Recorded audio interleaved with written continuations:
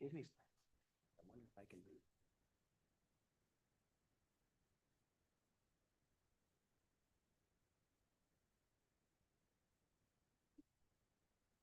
What's going on?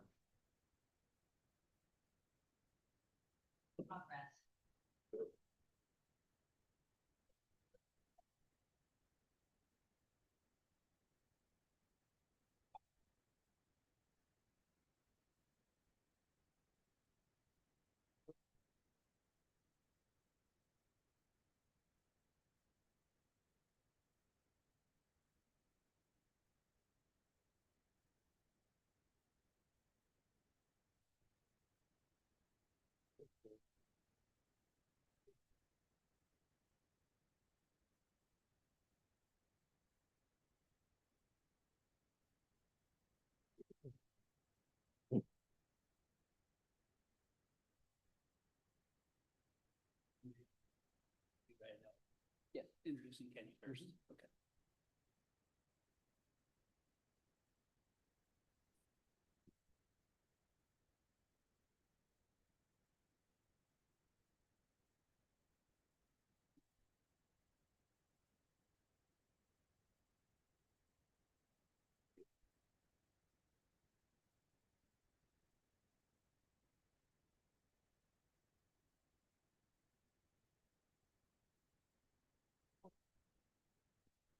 Good evening. Welcome to the council meeting, October 7th, 2025. If anyone. Fixing it. Okay. It was me. If anyone in the audience needs to have headphones, then raise your hand. I'll bring those to you shortly. Right now, Sandy, let's rise for the pledge, please. I pledge allegiance to the flag, United States of America, to the republic for which it stands, one nation, under God, indivisible, liberty and justice for all. All right, Mary, your roll call, please. Yes, I will. Councilmember Blush. Here. Councilmember Stearns. Here. Councilmember Gilmore. Here. Mayor Nisco. Here. Deputy Mayor Sherman. Here. It looks like Councilmember. I'm here. Sack is here, sorry. Yep. Councilmember Sack and Councilmember Gutierrez is not here this evening. Move to excuse Councilmember Gutierrez. All right, motion to second to excuse Councilmember Gutierrez. All in favor, say aye. Aye. Opposed, that motion carries. All right, is there a motion to approve the consent agenda as published?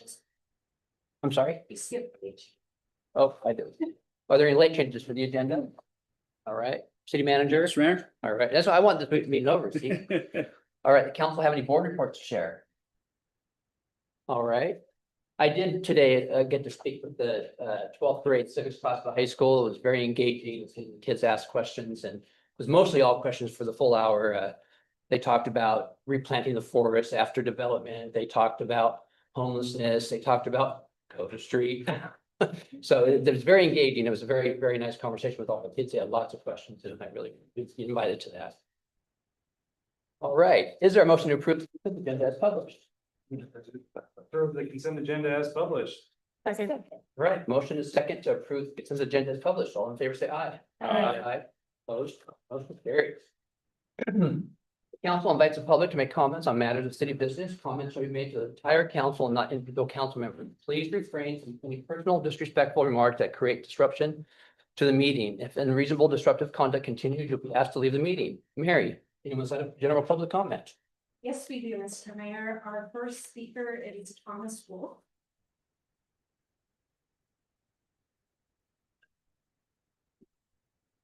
Hello, it's been a while since I've been here. My name is Thomas Wolf. Now, I wrote a little something to actually talk to you guys today. I figured it's a lot better than yelling at you guys, and I want to do that so badly right now. So Mayor Eric and members of the city council, I'm here tonight because you have repeatedly failed the people of Shelton. There is no other way to say it. Your choices are clear. You are either doing this badly on purpose, or you are simply not capable of doing your job. You were elected to do. I am tired, and the city is tired of the mess you have created. We know you're using the continuum of care to bring in government money, but this money is not fixing the problem. It is making our city a disaster. You are using these programs to make yourselves look good, but we see no real effort. You have wasted your power and hurt this city badly while you were in office. You waited until the election year to pretend you care. You only started trying to deal with the homeless problem and fix our streets because you want to keep your jobs, and that was at the beginning of this year. Your idea of doing your job is planting flowers and trees on street corners. We do not need a pretty city when it is rotting on the inside. You have failed us all by disregarding our local economy. You chose to help big corporations instead of the small family-owned stores that employ our neighbors. You have run almost every small business out of this city. That's a shame. You have let homeless camps turn our city into an eyesore and a dangerous place, and not saying that coming from Seattle. You supported big city ideas that do not fit with the conservative community you represent. You have ignored our streets, leaving them in terrible, unsafe conditions. This city is a disaster for our youth. There is nothing for the kids to do. This town has no future in mind for the young people who live here, and make no mistake, the kids are our future. Your actions show you do not care about us, and what you did on Coda Street is a perfect example of your poor planning. That street design looks like a child drew it with a crayon. Every bad decision you have made is a sign of disrespect to every person in this room. You have lost the right to leave. You need to resign immediately and never hold a public position in office again. I don't like any of you. And everyone else is willing to be nice to you, but I am not willing to do that. I don't care how many police that you start bringing in here. I don't care what the public says. I do not like you. I don't see any real change in this city. I don't respect you. And I think that each and every one of you should resign and let people who actually give a shit about the city to start standing up here and doing the jobs that you clearly cannot. That is all I have to say today. And I'm going to be showing up on a lot more of these meetings. I don't like you. Thank you. Thank you.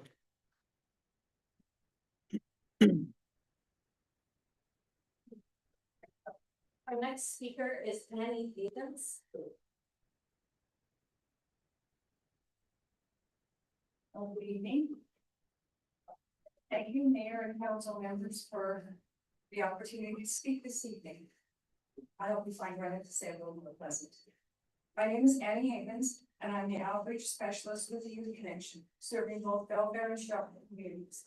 In my role, I spend much of my time in Belfair connecting with young people who are homeless or at risk, meeting them where they are, in our schools, in local parks, and on the streets. In September, our Shelton Center served 527 young people, and our Belfair Center welcomed 15, including several new faces. The numbers have dipped slightly with school back in session, but our centers are busy every day. Through our care team, we helped 4 young people move into permanent housing and prevented additional households from becoming homeless. Every one of those outcomes represents a life changed and a young person who now has hope for a safer, more stable future. A big part of our daily work is making sure youth have access to food. Many who come through our doors rely on us for breakfast and a hot lunch. Often the only meals they'll have that day. We also keep 6 off-site shelter housing programs stocked with food. Unfortunately, we are extremely low on food supplies right now, as the number of take-home food bags and the meals we serve continues to rise. Our shelves are struggling to keep up. To help meet the need, the Youth Connection is posting a food drive haunted house on October 24th, 25th, and the 31st in the Shelton upstairs area before the remodel begins. We are also partnering with several local coffee stands and banks throughout Mason County to collect food donations through the holidays. I want to say thank you to City Manager Mark Ziegler for his support with the CHIP grant, which is helping to move our transitional housing project forward. This project will create 12 units of safe, supported housing for youth who currently have nowhere else to go. We are now in the final stretch, working to complete our Housing Trust Fund application. This week, if awarded, we will be fully funded and complete the project. It has been a long journey, but we are so close to turning this vision into a reality. The Youth Connection remains fully committed to preventing and ending youth homelessness in Mason County. With your continued partnership and support, we can ensure that every young person, no matter their situation, has the opportunity to become a contributing member of our society. Thank you so much for your time. Thank you. Thank you. Thank you for your work. Thank you. Oh, thank you.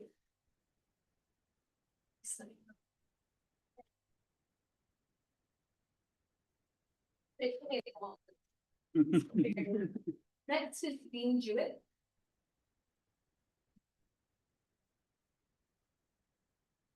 Obviously, my wife and I both support these connections, so good job to them.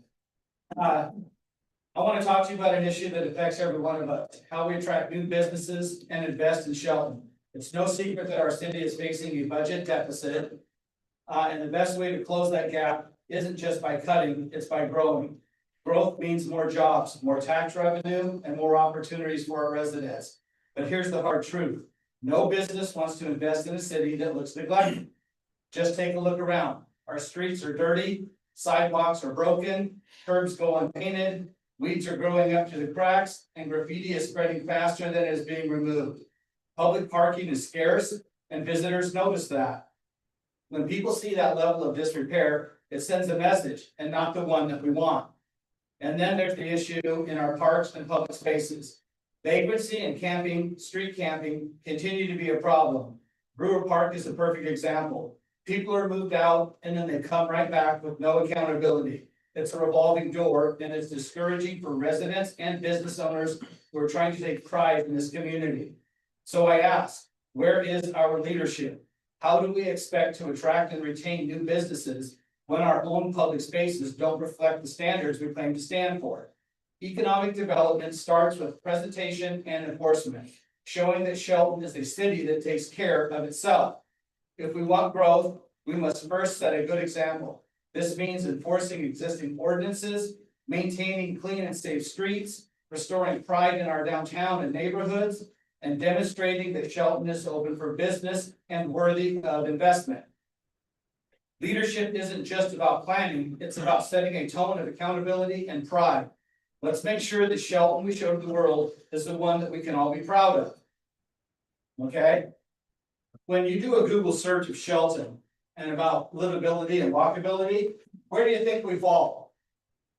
Go home and do a little homework. Just do it. Just check. We don't do very well. And that's per capita. Did you know that Shelton was the #1 in overdose deaths per capita in Washington State? That comes straight from our coroner, Jamie Taylor. And there's several more that they're still investigating. So what are we gonna do about it? I don't think anybody up here is a bad person. Okay, I don't. I think that everybody has good intentions, whether I agree with those intentions or not. But intentions are only intentions until they become an action. So let's take positive action and positive steps, not negative ones. Let's take care of our town, take care of us, take care of the vagrants and the homeless, and get them the services. If they don't accept the services, then they go away. Thank you. Next is Jackie Jewett.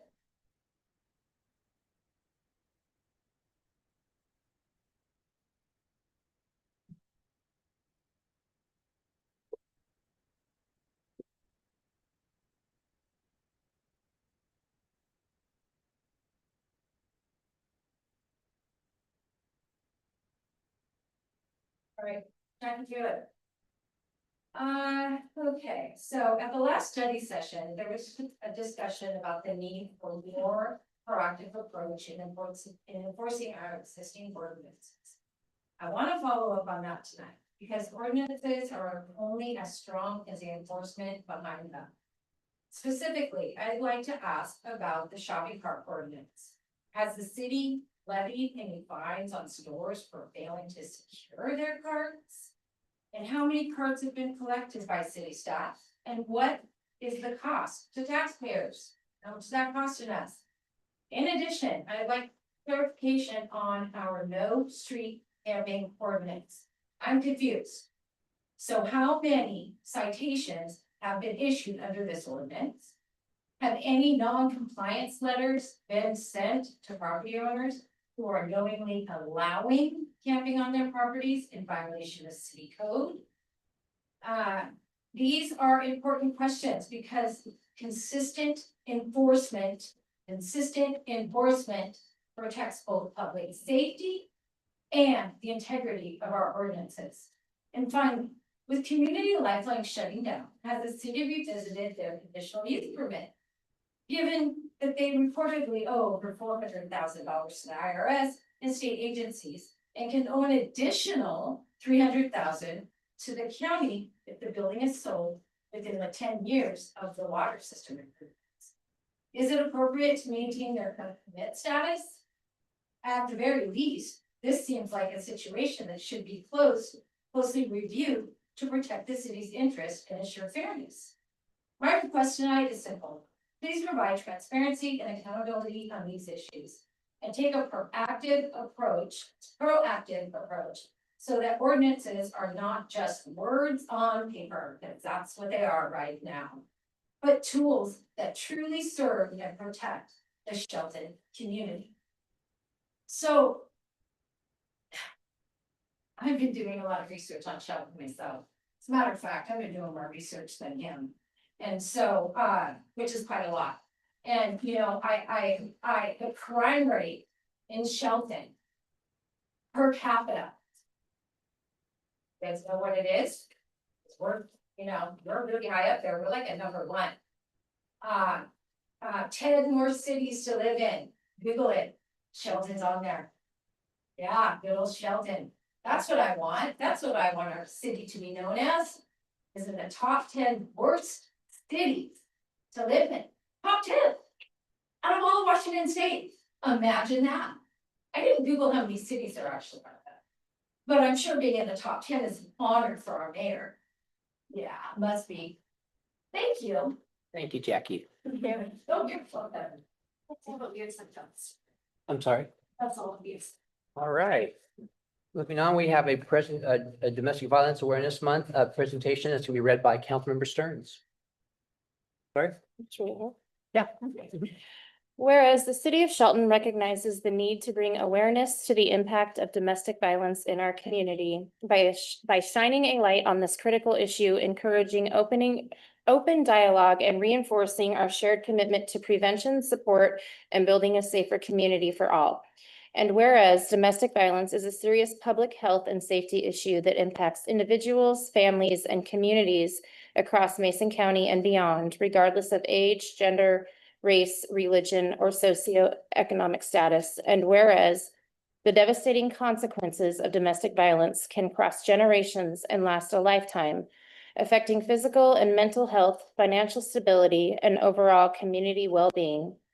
And whereas Turning Point Survivor Advocacy Center and other dedicated community partners provide critical services, including emergency shelter, crisis intervention, legal advocacy, prevention education, and ongoing support for survivors and their children.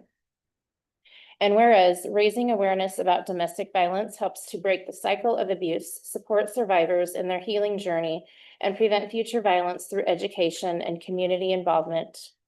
And whereas during the month of October, communities across the nation come together to honor survivors, remember those lost to domestic violence, and recommit to ending abuse in all its forms.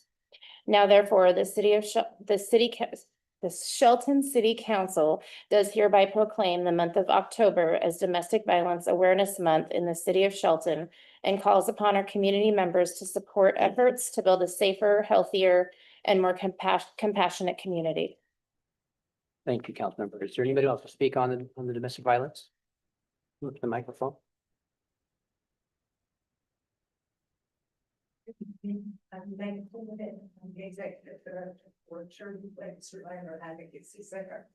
And I thank you for proclaiming her commitment to end domestic violence in our community. More than 1 in 3 women and 1 in 7 men report having experienced rape, physical violence, and or stalking by an intimate partner. And we invite you to take action and to see domestic violence for what it is and it's a crime. Turning Point is committed to violence and prevention, that it takes our community to end domestic violence, and we can interrupt the cycle. It takes commitment, it takes education, and most of all, it takes speaking up. Abusers by in silence, don't let them. Take action by attending Turning Point events and for domestic violence awareness month. We have business after hours is at Turning Point tomorrow, October 8th. The Clothesline Project, October 9th through the 31st is at Turning Point. A Story of Resilience concert, October 17th at Faith Lutheran Church. In Her Shoes simulation training is October 18th at the YMCA. The Empower Dinner and Auction is October 24th at Boulderbrook at 6 p.m. And In Their Shoes simulation training for our youth is at YMCA on the 29th. And you can take further action by volunteering with Turning. And I want you to always check on your friends and your family and your loved ones and call Turning Point's hotline if you know someone is experiencing it. And on behalf of everyone we serve, thank you for proclaiming others in us.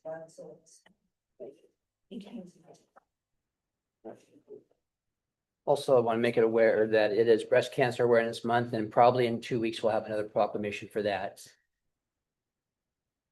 All right, up next, Dwayne here? Wayne isn't here tonight. so Oh, We'll skip over that. all right. We'll skip over an LTAC report from Blue Crest Festival for another time. All right, at this time, we're going to go into our business agenda. Engineering technician Kenny Oberg is going to introduce a new employee that will give us his first presentation. Evening, Mayor, council members, Kenny Oberg, engineering technician with the city. I would like to formally introduce our new stormwater technician, Patrick Hoffman. Pat, we call him. He has been a godsend, especially for me, but he picked up a very complex job and figured it out very quickly and has done nothing but fun with it. Takes a lot of worry out of our minds and extra tasks that we don't no longer have to worry about. He's taking care of it for us. Thank you. Thanks, Rob. Welcome. I'll say a couple things about myself. I have a hard copy presentation. If it's easier to follow this and it's how to take. Thanks. So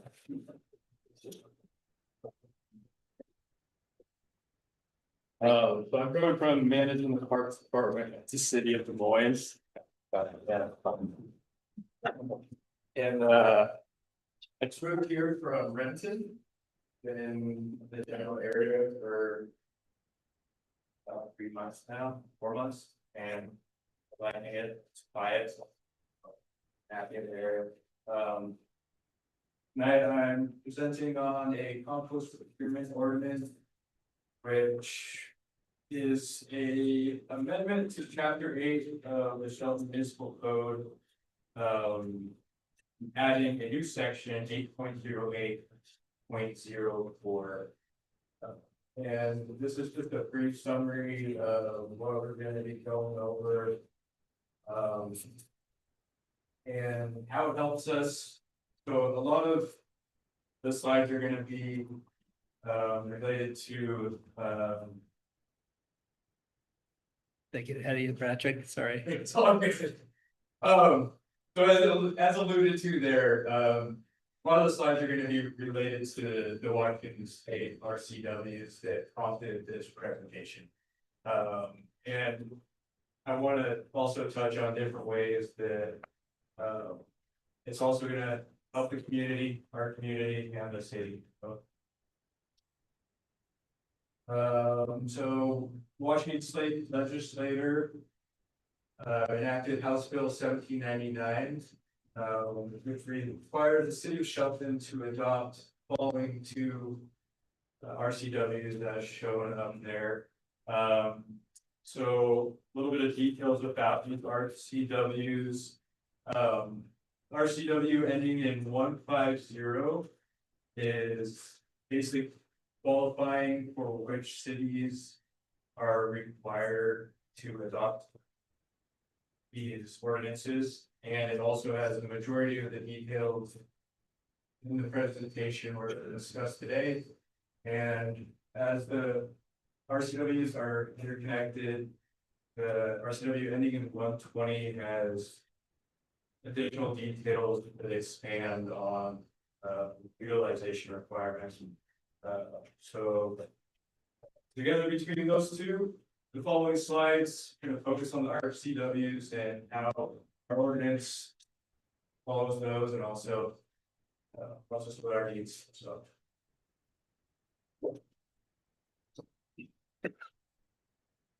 Okay, so the RCW requirement.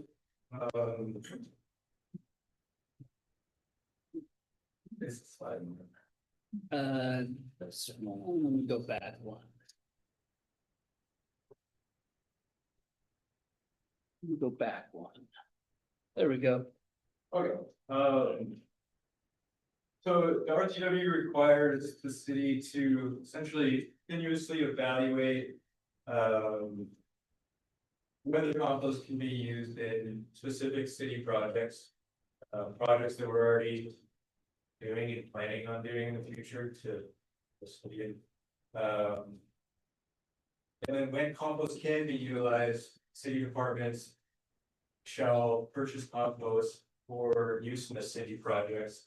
And there's a lot of specifics and exemptions about those two statements there.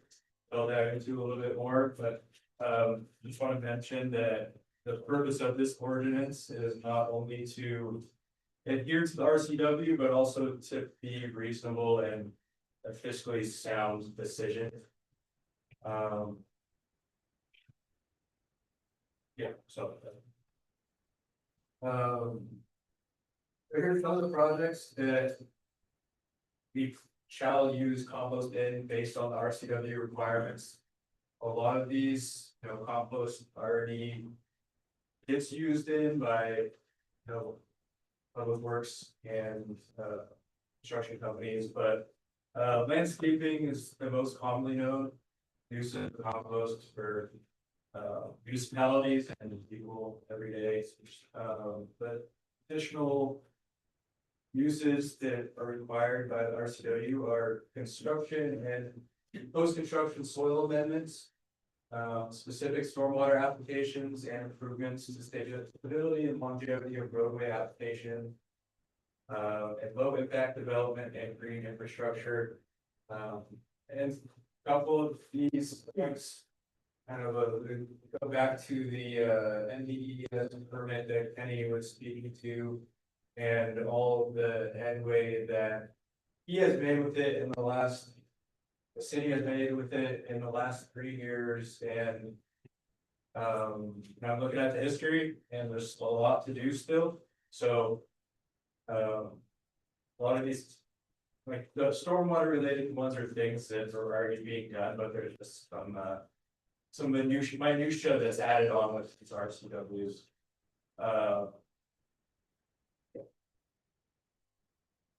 This is the basic before and after image of pre-compost in fall and spring post compost. No fertilizer, and this is, a very easy implementation of compost in the city. Wouldn't require purchasing much, and you could use them on parks and such things such as that. And I think what is I haven't mentioned, and I'm gonna get to here in a couple slides, is that these RCWs are not only focused on compost use, but it's sustainable local compost. So it's all based upon using stuff pier that was made. Here, basically, out in the general area, close by. Would that include our, or sewer soil we make? Class A biosolids, I Yeah. think is what you're referring to, right? Yeah, probably not for this requirement. There's a lot of stuff that you have to go through to meet ecology standards for these, and they actually have a map. A compost use map for Washington State, and it shows a lot of the areas close by, that may be able to meet the, standards, but that would also be a question maybe to check with, Brent and ask more, because I don't know that much about that, so.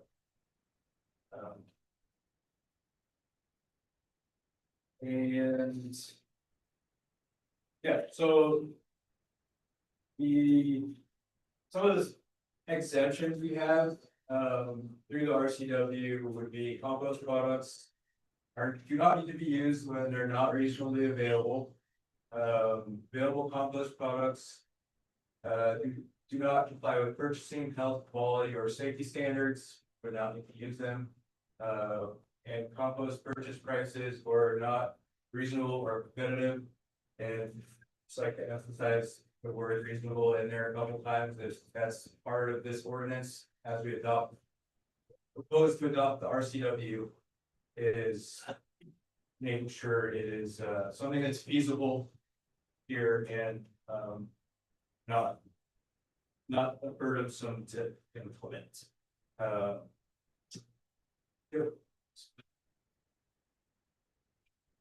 So the city shall prioritize purchase of. Just back to the question of the specific compost, so. It's locally produced compost. Compost that is certified by nationally recognizable organizations. And compost that is derived from municipal solid waste programs. So basically, we're taking the city's own organic solid waste stream. And we're required to track where it goes and the volume of where it goes, and then find where it's processed and implement it within the city. So it's essentially reusing the compost gear that gets collected, putting it back into the city, and that's a lot of what this RCW is aimed at. So yes. Reporting for me on my end with the so for Public Works, by March 31st of each year, we have to report 3 things to ecology for the previous year. The total tons of organic material diverted from the city, and so what facilities they were sent for processing and composting. The volume and cost of compost purchased by the city, and the sources of the compost we purchased, and this can include the compost used from developers and things as such, because they were a lot of times are using compost, and we can just point them in the right direction with what specific compost based on the evidence. So yeah, that's that. And then there's also a education aspect of the RCW. So the city is responsible for conducting and coordinating educational outreach for residents about the value of compost. And part of our NPDES stormwater permit, we cooperate with the Mason Conservation District. And we work with them for public outreach and implementing additional public outreach for this. Be little to no cost, easy to do, and also link back to the existing stormwater permit with ecology. So then, yeah, how does this help us? compliance with Washington state legislation.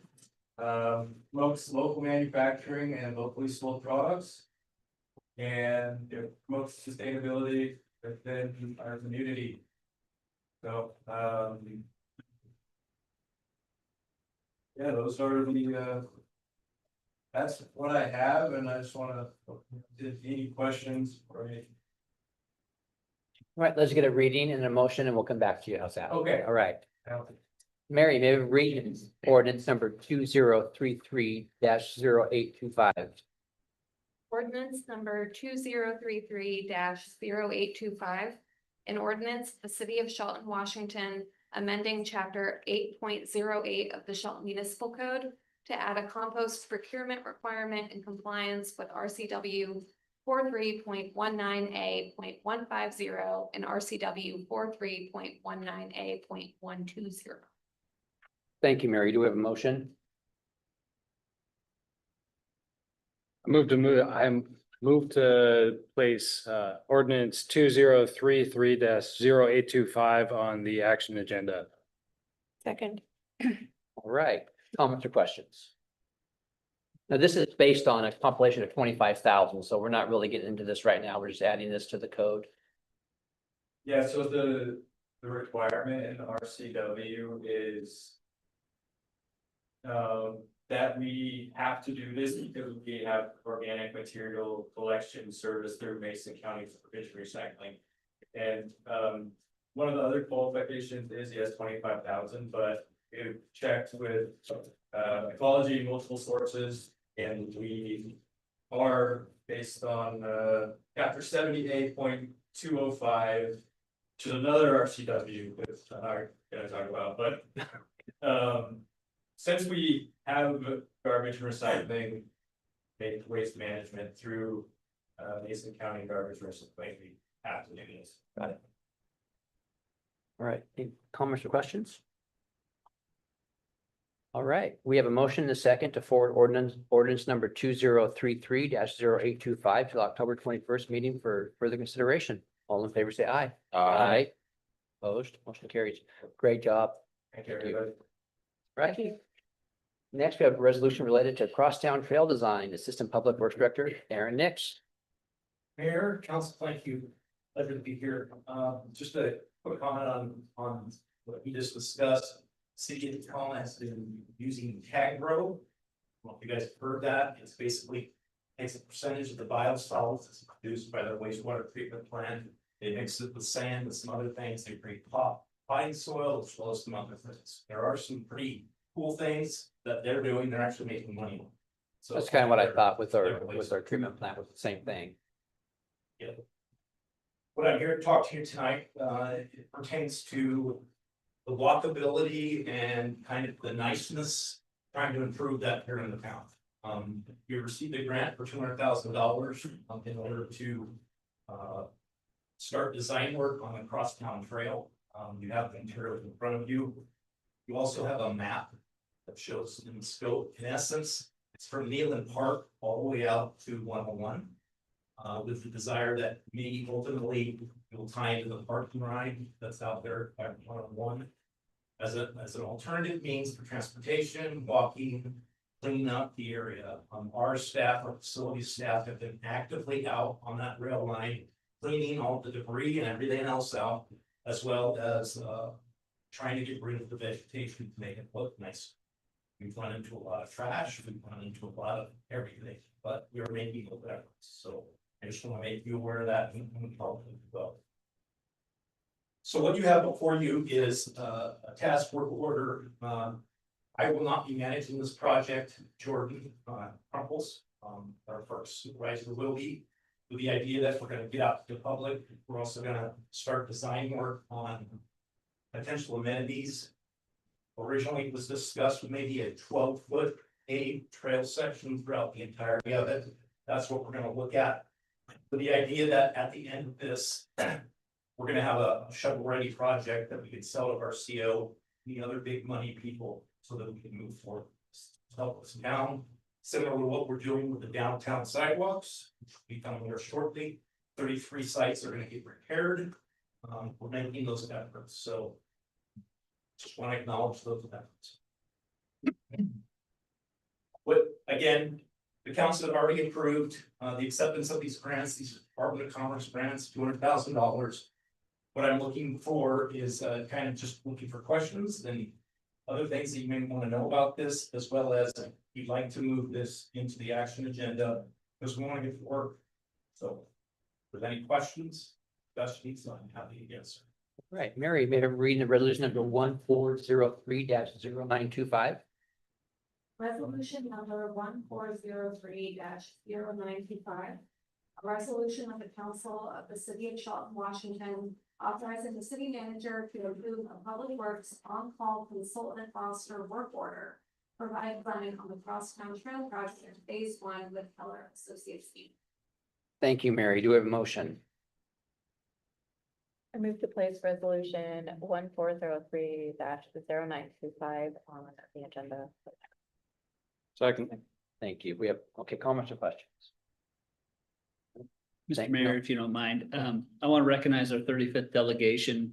This funding was a direct appropriation from that delegation in a previous legislative session. So it just recognizes the work they're doing for us locally and supporting projects, not only our water infrastructure and roadways and transportation projects, but this multimodal trail as well.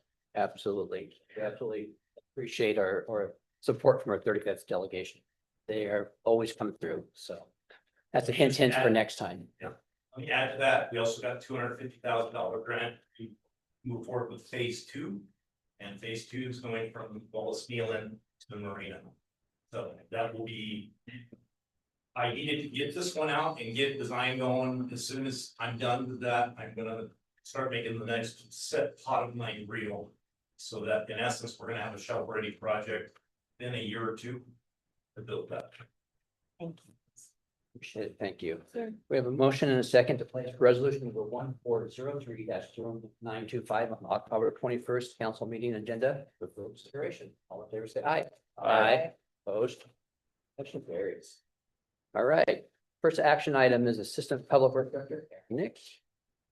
Similarly, at our last meeting, we discussed some of the major purchases that we need to make with regard to our public works group. Very hardworking individuals.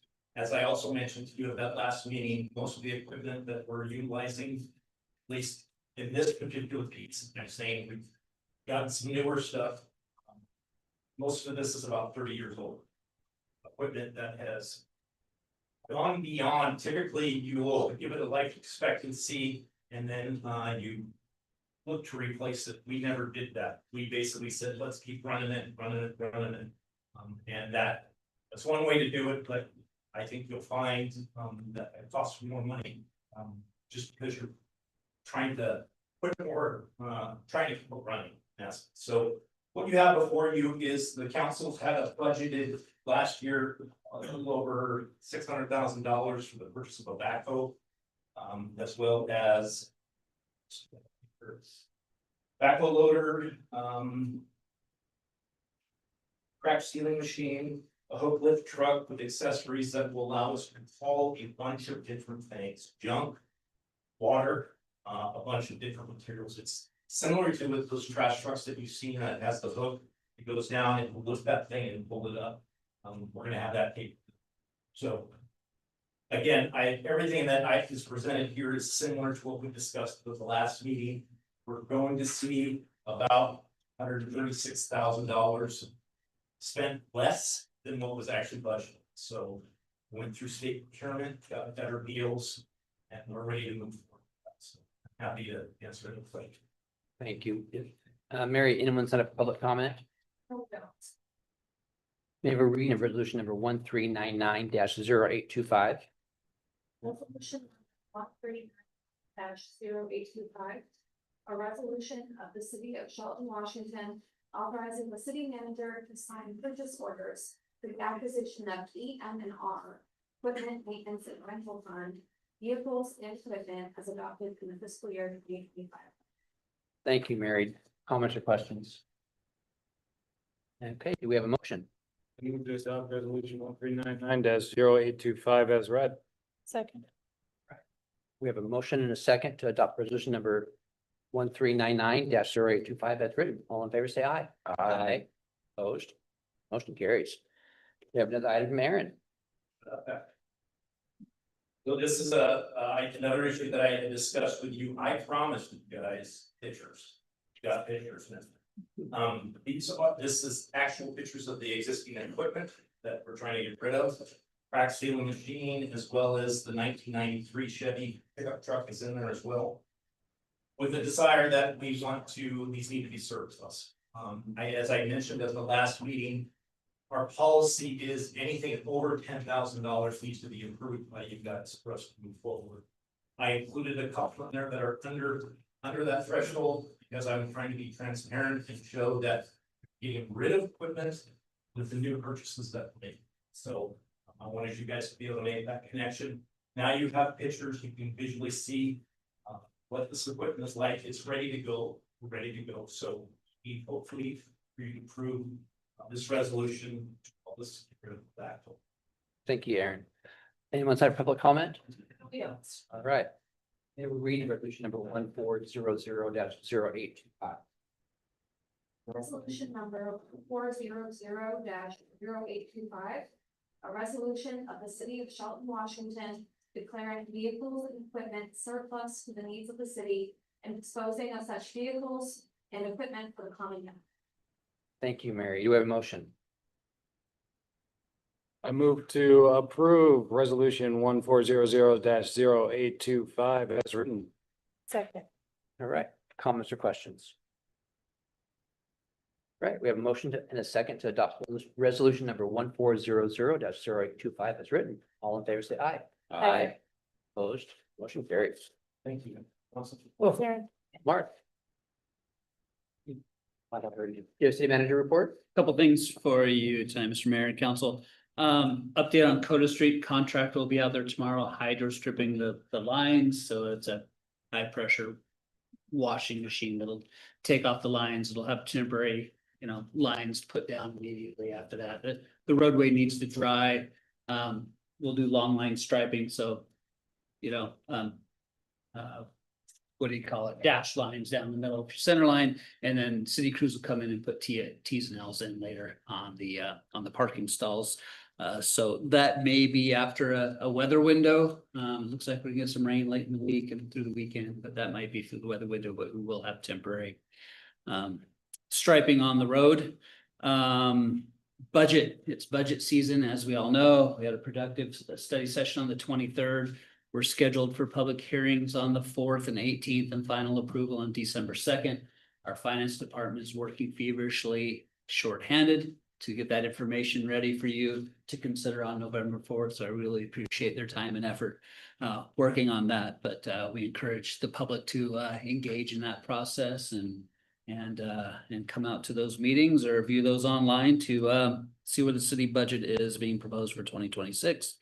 And then I want to recognize our 35th delegation, Senator McEwen and Representative Griffey, who joined us last week to talk about city legislative priorities, what they saw coming up in the short session with probably a little funding available. Not a whole lot funding available, but we had some productive discussions about transportation elements, potentially looking at shifting focus from the Wallace Spring Road intersection to Wallace Olympic Highway, as that is kind of rising to a greater need in the community, and seeing if we can get some support from WashDOT on that, as they basically own half of that intersection and the western half that we see most kind of the failures on as well.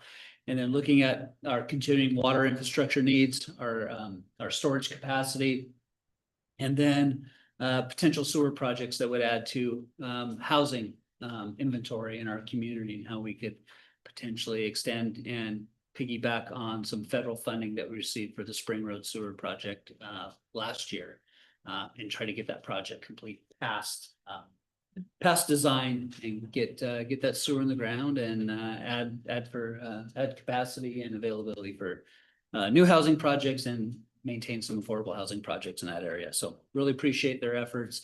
We'll bring to you later this year our legislative priority list for your consideration and approval before we send it off and make our specific requests before the session starts. Right, any questions for Mark? Right, does council have any new items for discussion?